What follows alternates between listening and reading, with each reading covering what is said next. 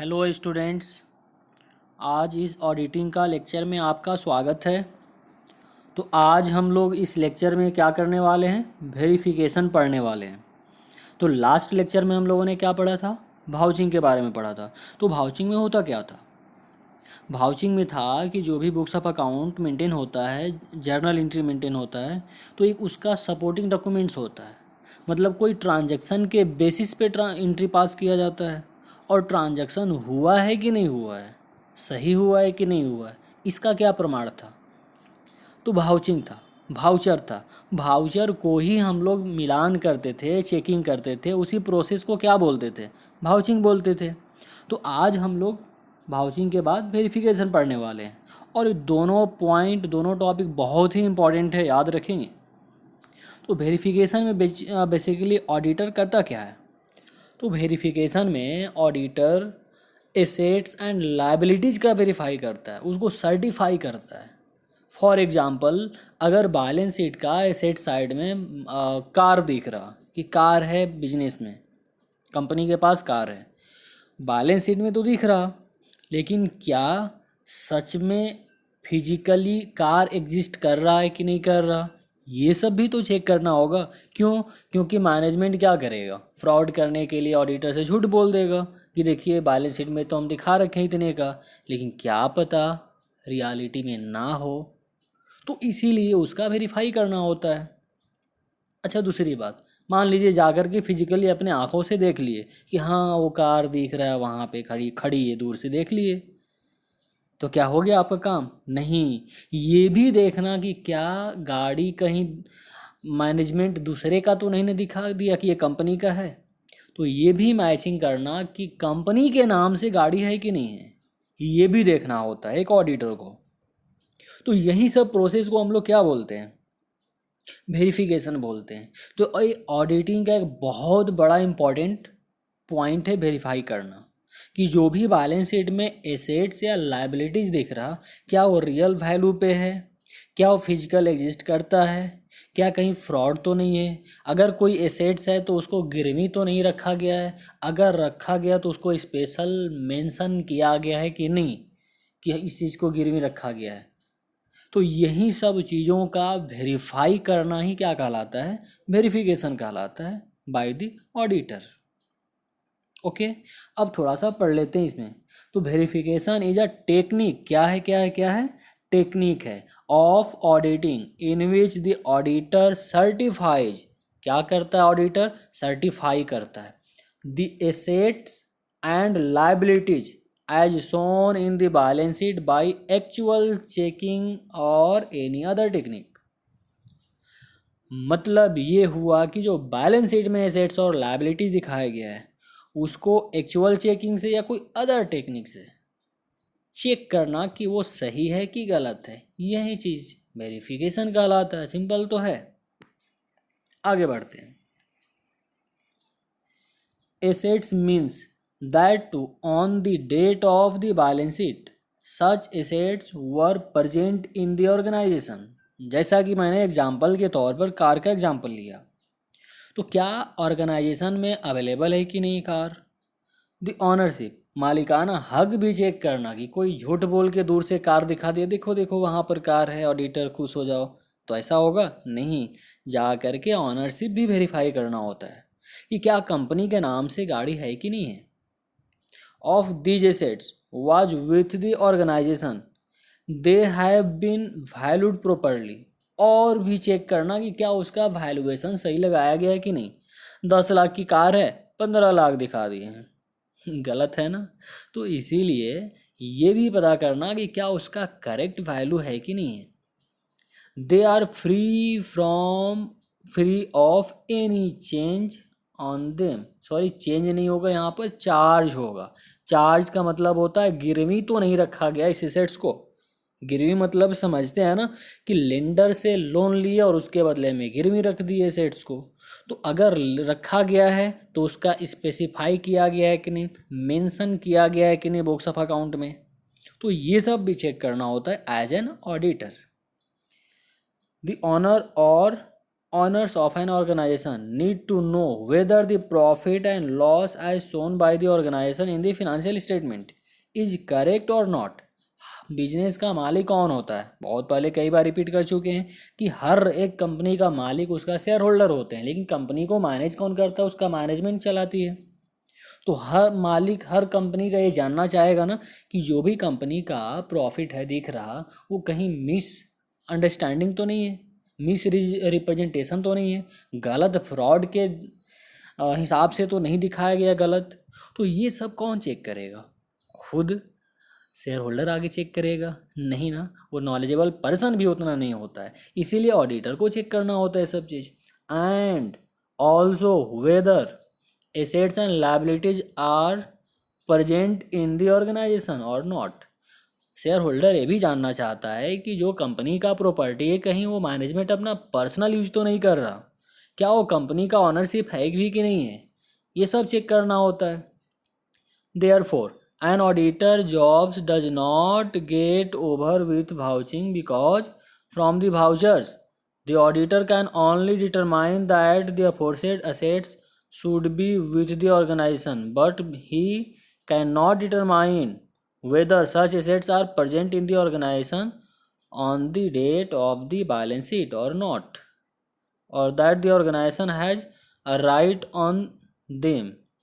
कहने का मतलब ये है कि वेरिफिकेशन में ये हम लोग देखते हैं सब कुछ कि एसेट्स प्रेजेंट है कि नहीं है, ऑनरशिप है कि नहीं है, उसका प्रॉपर वैल्यूएशन हुआ है कि नहीं हुआ है। भाउचिंग में हम लोग क्या करते हैं? सिर्फ भाउचिंग करके छोड़ नहीं देना है, भाउचिंग भी करना, वेरिफिकेशन भी करना है, दोनों पैरेलल चलता है, दोनों साथ में चलेगा और दोनों का दोनों ही इम्पॉर्टेंट है। क्यों? क्योंकि भाउचिंग में हम लोग क्या देखते हैं? ट्रांजैक्शन हुआ है कि नहीं, कंप्लीट हुआ है कि नहीं, अगर हो गया तो रिकॉर्डिंग हुआ है कि नहीं, हो गया तो सही है, बस इतना देखते थे। लेकिन क्या कंपनी के पास वो एग्जिस्ट करता है कि नहीं है, उसका प्रॉपर वैल्यूएशन लगाया गया है कि नहीं लगाया गया, ये सब कौन चेक करेगा?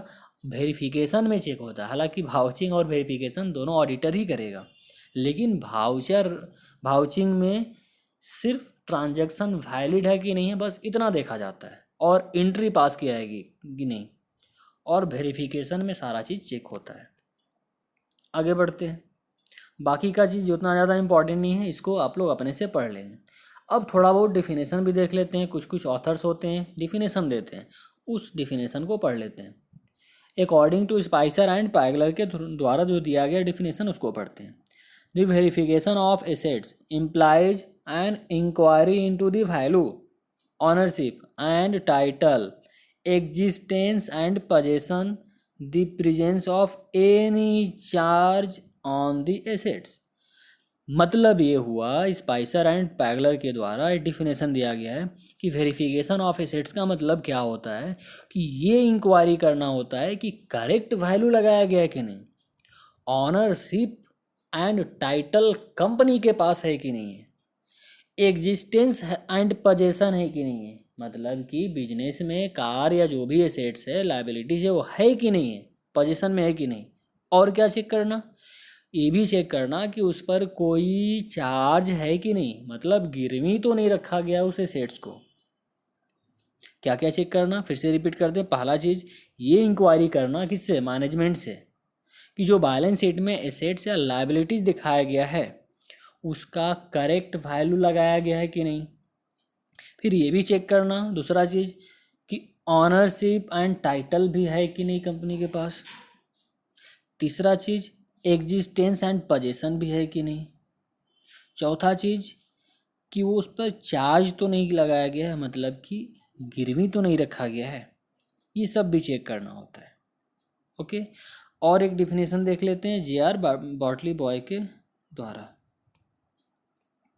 According to J R. Batliboi, the duty of an auditor in verifying the assets is twofold. He must satisfy himself that they really existed at the date of the balance sheet and were free from any charge। मतलब बार बार वहीं सब लोग definition दे रहे हैं कि ये check करना कि वो प्रॉपर एग्जिस्ट करता है कि नहीं, करेक्ट वैल्यू है कि नहीं है, कोई उस पर गिरवी तो नहीं रखा गया है, यही सब चेक करना आपका वेरिफिकेशन कहलाता है। On the basis of the above definition the following conclusions can be drawn in relation to the verification. यानी क्या क्या पॉइंट निकल के आता है जो डिफिनेशन पढ़े उसमें। तो आइए देखते हैं उसको। तो पहला होगा these the assets were actually present in the organisation on the date of the balance sheet और नॉट। प्रेजेंट है कि नहीं एसेट्स, समझ पा रहे होंगे अच्छे से, बार बार वही पॉइंट रिपीट हो रहा। दूसरा क्या चीज़, the right and ownership, right and ownership check करना एसेट्स का कि ऑर्गेनाइजेशन के पास यानी कंपनी के पास है कि नहीं है। तीसरा क्या चीज़ है, the assets were acquired after due authorization for the purpose of carrying in the business। मतलब कोई भी बिजनेस में ट्रांजैक्शन होता है तो एक प्रॉपर चैनल के तहत होता है, एक प्रॉपर ऑथोराइजेशन के तहत होता है। फॉर एग्जांपल अगर कार परचेज करना है तो ये रूल में लिखा गया है कंपनी का मेमोरेंडम में या आर्टिकल में कि सभी बोर्ड्स ऑफ डायरेक्टर्स का मीटिंग होगा और मोर देन 50% लोग अगर एग्री करेंगे कि बिजनेस के हित में वो एसेट्स को परचेज करना है तभी खरीदाएगा, अगर मीटिंग बिना मीटिंग का नहीं खरीदा जाएगा। तो आप एज एन ऑडिटर क्या करेंगे, ये चेक करेंगे कि अगर ये एसेट्स खरीदा गया एसेट्स है तो क्या मीटिंग हुआ था कि नहीं हुआ था। बोलिए, चेक करना आपका फ़र्ज बनता है कि नहीं, बिल्कुल बनता है। तो ये सब भी चेक करना होता है, ये भी वेरिफिकेशन का ही पार्ट होता है। चौथा point, no charge exist on the assets. कोई चार्ज तो नहीं है एसेट्स पे। अगर एग्जिस्ट करता है कोई चार्ज, मतलब बार बार वही पॉइंट रिपीट हो रहा है कि अगर गिरवी रखे हैं तो उसका भी स्पेसिफाई करना, मेंशन करना आपका बुक्स ऑफ अकाउंट में। पांचवा है the assets have been correctly valued keeping in to mind their physical condition. यानी जो एसेट्स है उसका फिजिकल कंडीशन क्या है वो सब ख्याल में रख करके ये पता करना कि सच में उसका सही वैल्यूएशन है कि नहीं। अब सवाल ये उठता है कि सर हम लोग ऑडिटर जो होता है बुक्स ऑफ अकाउंट चेक करता है, कैसे उसको पता चलेगा कि इसका वैल्यू इतना होना चाहिए कि नहीं। तो जो उस एरिया का जो उस एक्सपर्टाइज नॉलेज रखता है उससे वैल्यू लगवा लेना। फॉर एग्जांपल सोना बहुत ज़्यादा रखा हुआ, तो सोना तो आपका पता नहीं है किस रेट से है, क्या है, कितना वैल्यू है, तो सोनार को बुला करके उससे वैल्यूएशन लगवा लेना कि हाँ इतना वैल्यू सही है। तो ये सब भी चेक करना होता है आपका ऑडिटर के रूप में। फिर और कुछ कुछ पॉइंट से बार बार वही पॉइंट निकल के आ रहा। अब ऑब्जेक्टिव पढ़ लेते हैं कि वेरिफिकेशन का ऑब्जेक्टिव क्या होता है। तो यहाँ पर ऑब्जेक्टिव में लिखा हुआ है the main objective of the verification are as follow. पहला है चेकिंग ऑफ अर्थमेटिकल एक्यूरेसी। पहला ऑब्जेक्टिव क्या है कि अर्थमेटिकल एक्यूरेसी हम लोग चेक करते हैं कि क्या सच में उसका वैल्यूएशन प्रॉपर है कि नहीं, जितना अमाउंट का खरीदा गया वो अमाउंट बैलेंस शीट में दिख रहा है कि नहीं, कहीं अमाउंट मिसमैच तो नहीं हो रहा। ये सब भी चेक करना होता है, ऑब्जेक्टिव होता है वेरिफिकेशन का। दूसरा पॉइंट है टू असर्टेन द एग्जिस्टेंस। ये पता करना कि एग्जिस्टेंस है कि नहीं वो एसेट्स का, फिजिकल कंडीशन क्या है, उसका वैल्यूएशन क्या है, वो एग्जिस्ट करता है कि नहीं, फिजिकली ऑनरशिप है कि नहीं, ये सब भी चेक करना होता है ऑब्जेक्टिव एक ऑडिटर का वेरिफिकेशन करने के तहत। फिर ये वहीं बार बार चीज़ आ रहा ऑनरशिप एंड टाइटल कि मालिकाना हक है कि नहीं कंपनी का, एक ऑर्गेनाइजेशन का उस एसेट्स के ऊपर। टाइटल देखना, कहाँ से टाइटल चेक करेंगे, अगर कार खरीदे हैं तो कार खरीदेंगे तो एक ऑनरशिप बुक होता है तो उसमें चेक कर लेंगे कि हाँ कंपनी के नाम से है कि नहीं, कहीं मैनेजमेंट घोटाला करने के लिए अपने घर का नाम से तो नहीं ले लिया है, ये सब भी चेक करना।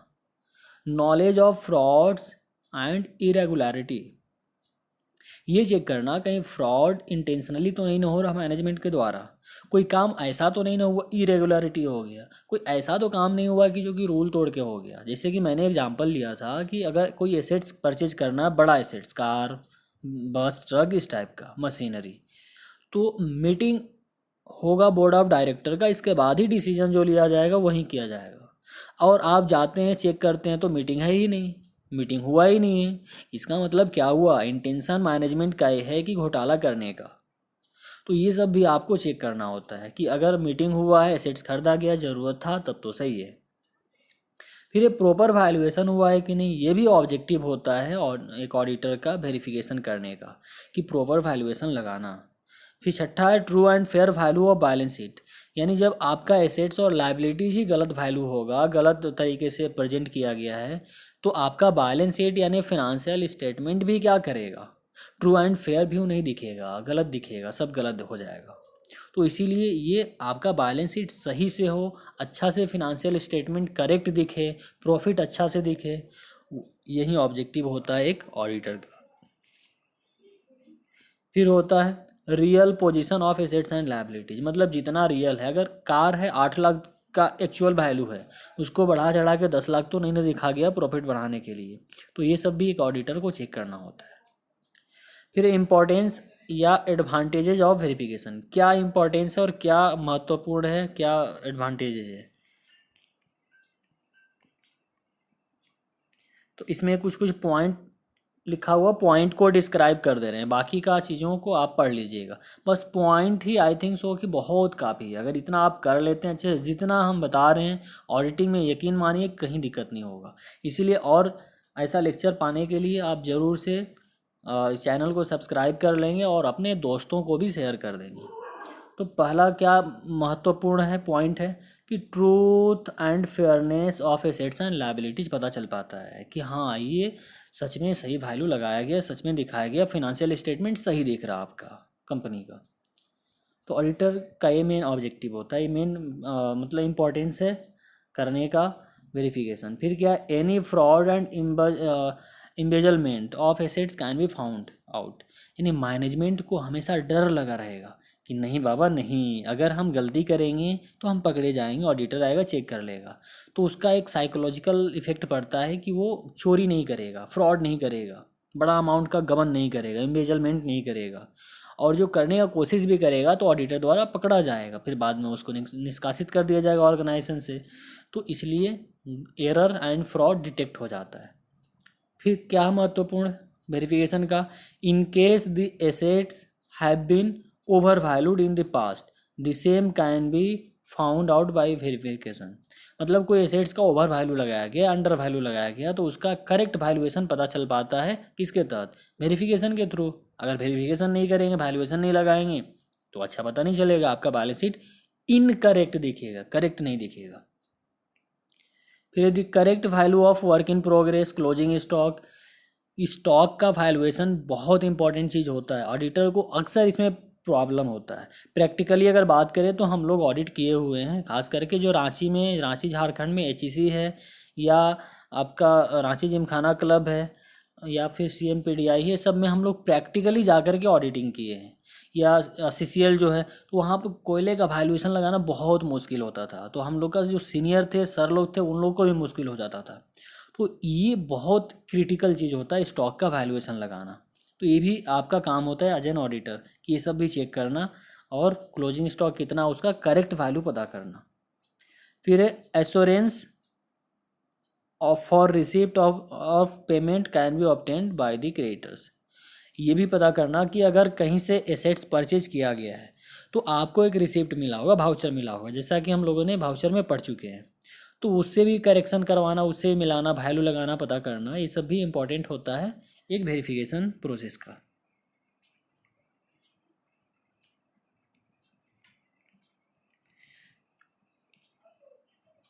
अब कुछ भाउचिंग, वेरिफिकेशन, ये सब का डिफरेंसेज है, ये डिफरेंसेज भी बहुत इंपॉर्टेंट है, तो डिफरेंसेज को हम लोग अगले क्लास में पढ़ेंगे, यानी अगले लेक्चर में देखेंगे।